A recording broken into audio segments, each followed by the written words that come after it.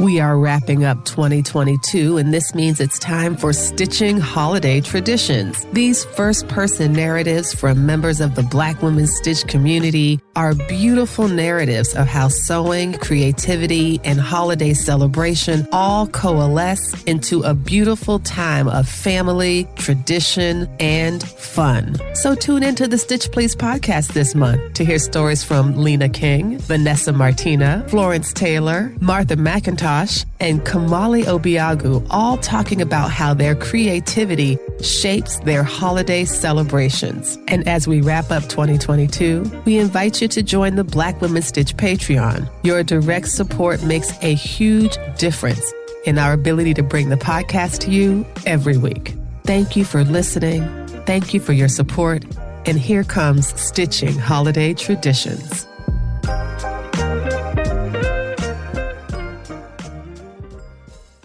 Hi, my name is Vanessa Martina. I'm the pattern designer at Cosida Studio.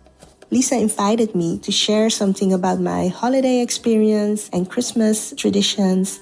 Thank you so much, Lisa, for inviting me. So, I live in the Netherlands. I live in the second largest city in the Netherlands, and that is Rotterdam. I live here with my husband and 2 boys, a 6-year-old and a 2-year-old. My parents are originally from Suriname, and my father is from Suriname, and my mother is from Curacao, and my husband is actually from Liberia. So we have a really fun Caribbean mixed with West African household. I was born and raised in the Netherlands myself. The Netherlands has around 500,000 Black people with a population of around 17 million Dutch people.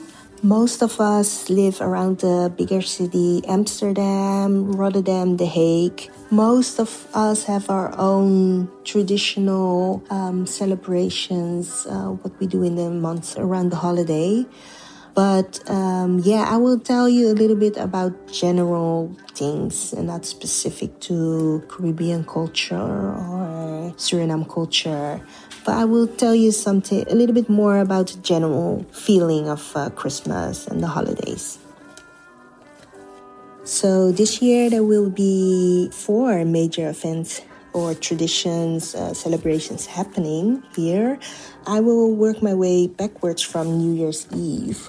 Traditionally, with New Year's Eve, you eat oliebollen. It's type of dumpling, and you sprinkle powdered sugar on top of it, and you drink a glass of champagne with it. Traditionally, most people buy a lottery ticket and watch some of the New Year's shows on television. However, New Year's Eve is a bit of a controversial topic because of the fireworks in the Netherlands. Fireworks is a major topic of discussion every year. Fireworks are forbidden the whole year around in the Netherlands except for New Year's Eve. And people go wild for fireworks. It's actually quite problematic because everyone can fire fireworks everywhere they want. And it's not soft fireworks, it's really loud, hard, dangerous fireworks, taking into account that people often drink during New Year's Eve. So it's all in all really problematic. People describe it as a war zone, and I would also describe it as a war zone. The police, the nurses, doctors, emergency workers, firemen, everybody calls it a war zone. Last year, there were 1,200 people wounded and ended up in the hospital. Half of those were people that had severe burn marks, and 300 people had injuries to their eyes. Cars are being burned. There's bonfires everywhere. And not to mention the air pollution, light pollution, and sound pollution. To have that in one evening, it's just really crazy and undescribable. You have to look at a video on YouTube, and it's called How to Survive Dutch Fireworks, and that's the best description of how bad it is. I think 2 years ago, 68 million euros was spent on fireworks alone. The Netherlands has 17 million people, so that's a lot of fireworks. Last year, the government banned fireworks because they were already overworked with COVID patients.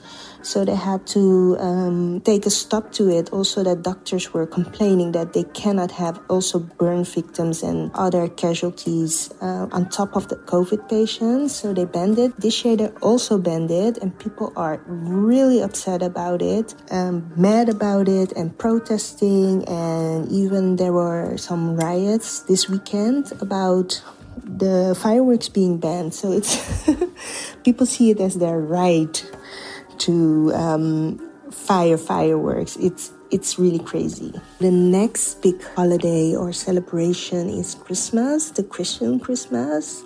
And we have 3 days of Christmas. You have Christmas Eve, then you have the first day of Christmas, which is December 25th. Then you have the second day of Christmas, that's December 26th. I don't know why we have, but it's really convenient because you can divide your time between your family and your in-laws. As a child, the best Christmases used to be at my grandmother's house. My grandmother used to demand entertainment from all her grandchildren. We used to have to prepare. A performance was mandatory, talent not. I used to do like Whitney Houston or Mel and Kim with my sister.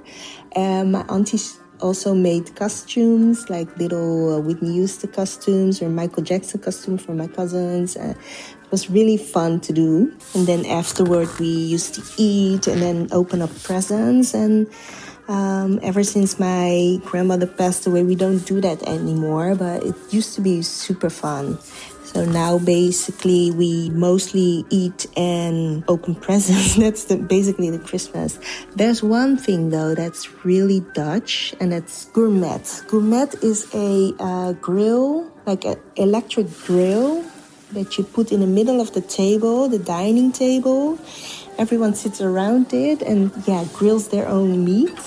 It's like a 2-story type of grill thing. And the bottom there's these small little pans, and on the top there's usually like a stone grill plate. And you put your meat on it and then just sit there and grill. It's kind of weird because you're grilling inside the house. So the whole house will stink. Basically like you're barbecuing in the house. Which I don't like, but I do find the whole gourmet really funny. I think it's meant to be so that the host is not cooking, so everybody's cooking the food themselves. But it's super inconvenient because of all the smell in the house. It's a super Dutch thing. Also, the little pans, what I was describing, those are all color-coded so that you don't accidentally take someone else's food. So that's basically going Dutch, right? You don't take each other's food. You don't share. It's quite funny. Almost half of Dutch people do gourmet at Christmas. And even in the supermarket, you can buy small little pieces of meat for the gourmet. Dutch people just buy the gourmet meat, all prepared, and just put it on the grill.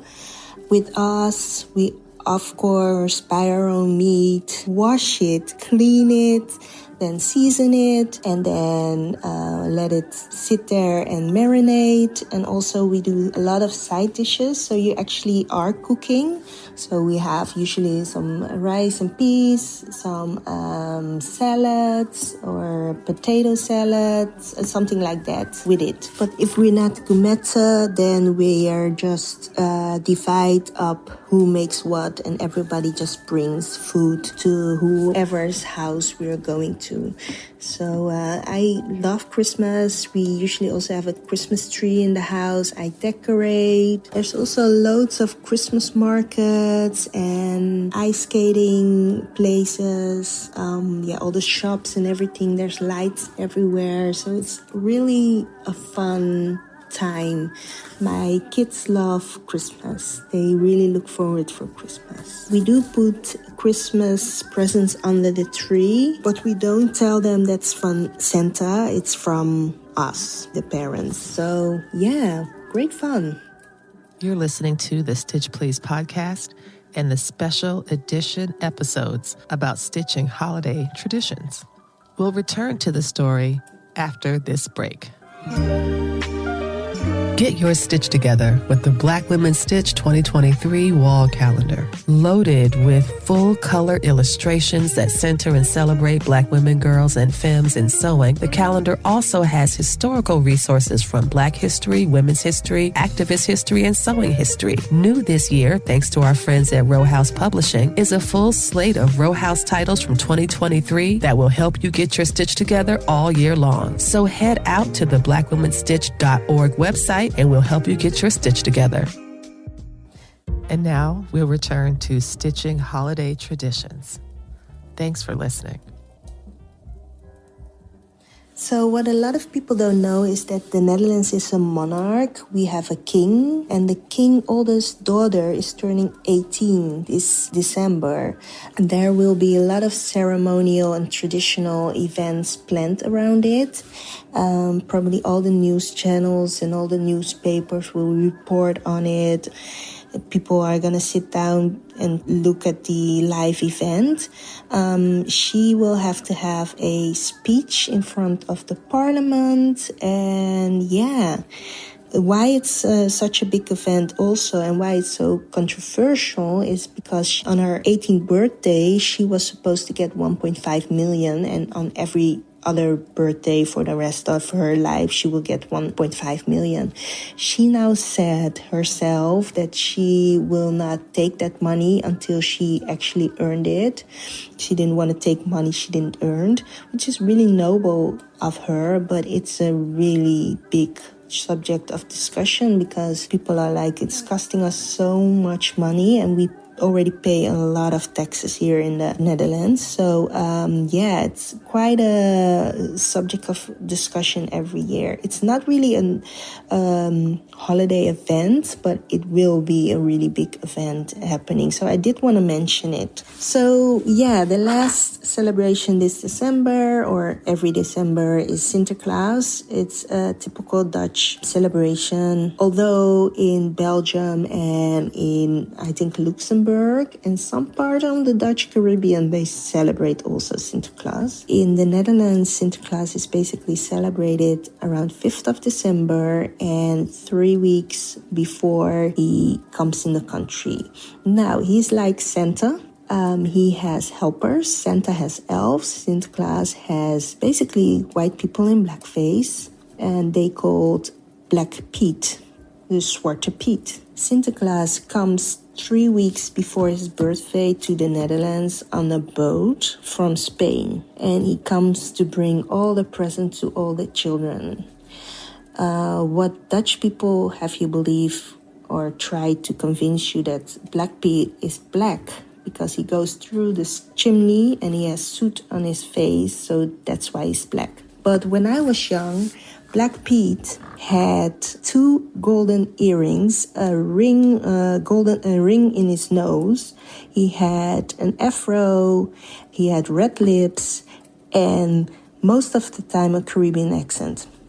So it has nothing to do with going to the chimney. Sinterklaas is probably the biggest celebration here in the Netherlands. There's books of Sinterklaas. There's songs that are sung.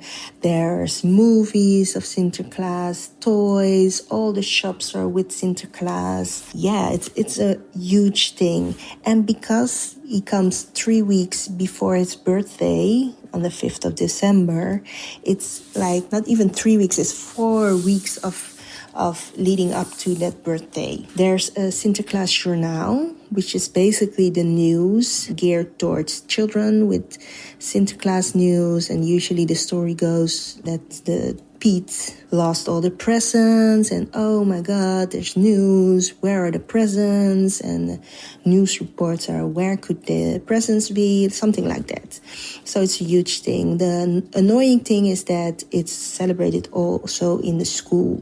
That's horrible. When I was younger, I didn't want to go to school, basically, the whole period. I was the subject of jokes, teasing. No, it was bullying, not teasing, bullying. Making jokes about skin color, hair, I look like Black Pete. Also, Black Pete was not a nice character. He was a character that would beat you up and put you in a sack and bring you to Spain. There's also the songs, very controversial and nasty songs. For example, one of the songs goes like, even though he's black as soot, he means good. And having to sing those things, it was really traumatic and really stressful for me just to go to school all those 4 weeks. I must say nowadays, Zwarte Piet and Sinterklaas went through a lot of changes. So you would not see the golden earrings, the afro hair. You don't see the red lips and absolutely no accent. He also is not that bad that he puts you in a sack and that he really scares children. But still, it's problematic. Now they put soot on people's faces, so you still see that it still looks like blackface, basically. There's a lot of protests around this time. Black people protesting against it. Also white people protesting against it because people are starting to figure out that it's not normal. This year also there was a little bit of a scandal because the solution, these pro-Pete, they say pro-Black Pete, they came up with gray Pete's. So he's not black, he's dark gray. So it's ridiculous that how people just don't want to get rid of Black Pete. It's such a big issue. Dutch people feel like we're touching their culture, trying to change their culture. We are immigrants, so we shouldn't decide about culture. So it's a lot. So in the bigger cities, it is changing. You don't see Pete with suit. He's also not called Black Pete anymore. They call him Pete. So it is changing. But in the smaller towns, you really see still Black Pete. And of course, there's the movies and there's that sort of thing. I will come back and talk about the movies. I have a lot to say about that. For my children, I want to protect them from all the teasing and bullying around that time. So we actually don't celebrate Sinterklaas.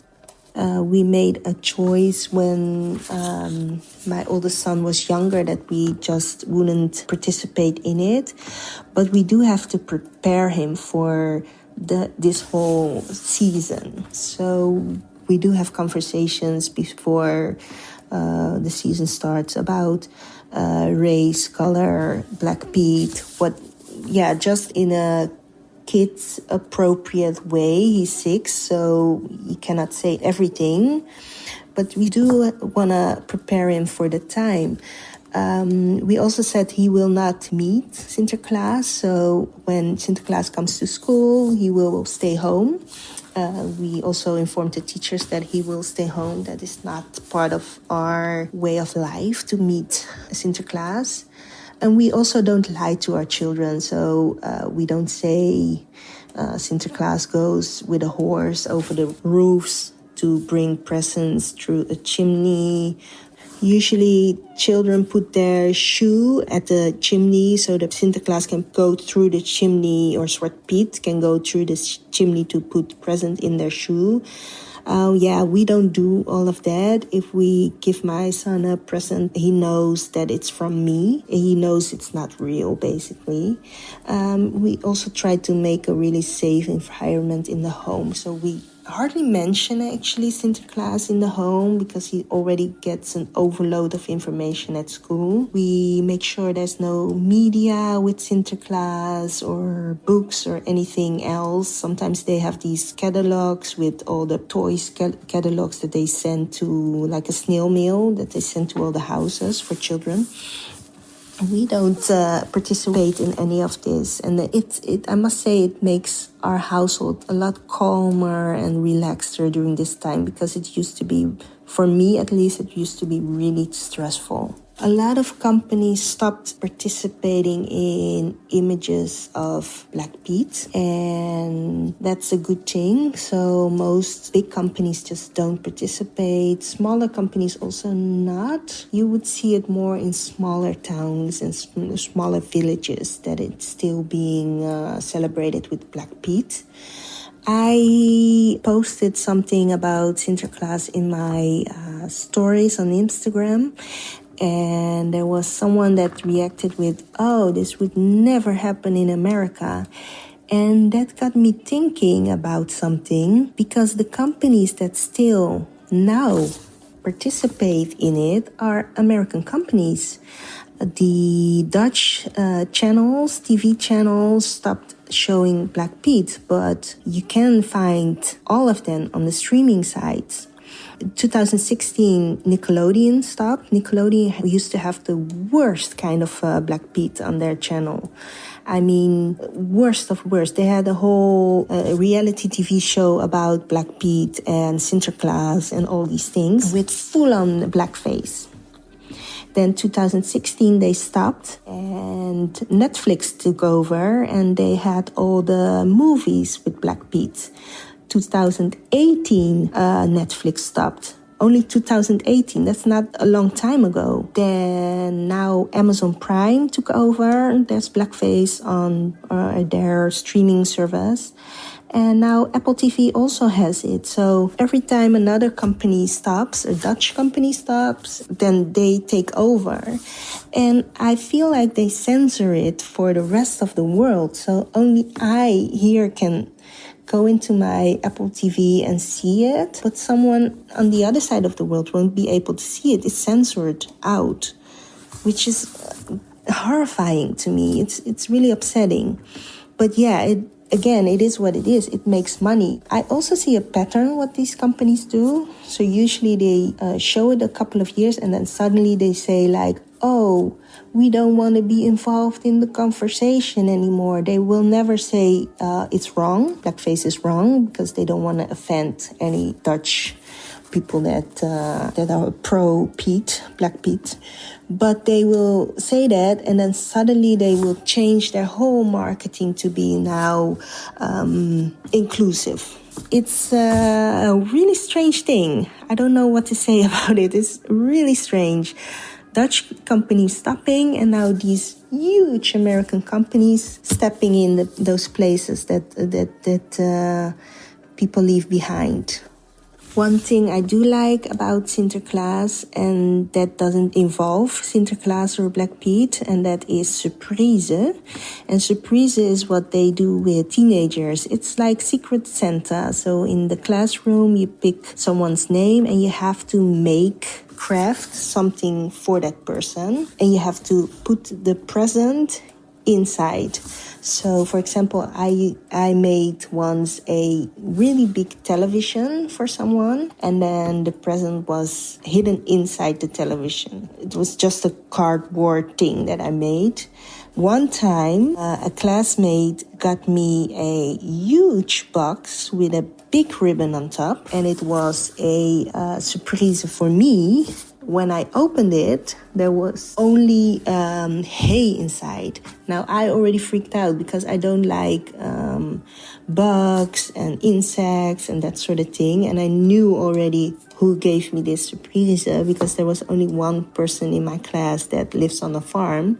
So I was actually horrified. He basically made me put my hand in this big box of hay and try to search for my present. I asked for like drawing pencils and these things, and he wrapped them all individually and hidden it in that box with all the hay. It was horrible.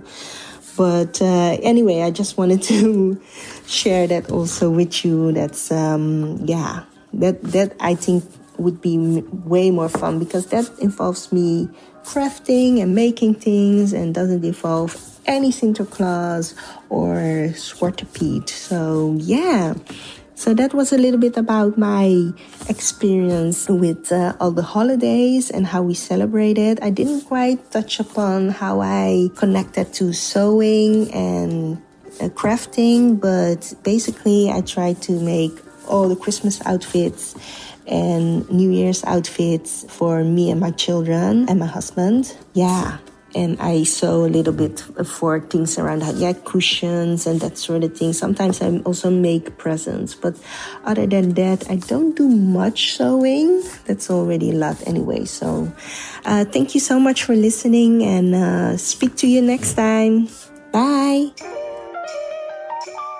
Thank you for listening to this episode of Stitching Holiday Traditions. We hope you enjoyed it as much as we did. And to help you get your stitch together for 2023, we invite you to pick up a copy of the Black Women Stitch Wall Calendar. Loaded with full color illustrations that center and celebrate Black women, girls, and femmes in sewing, the calendar also has historical resources from Black history, women's history, activist history, and sewing history. New this year, thanks to our friends at Row House Publishing, is a full slate of Row House titles from 2023 that will help you get your stitch together all year long. So head out to the blackwomanstitch.org website and we'll help you get your stitch together.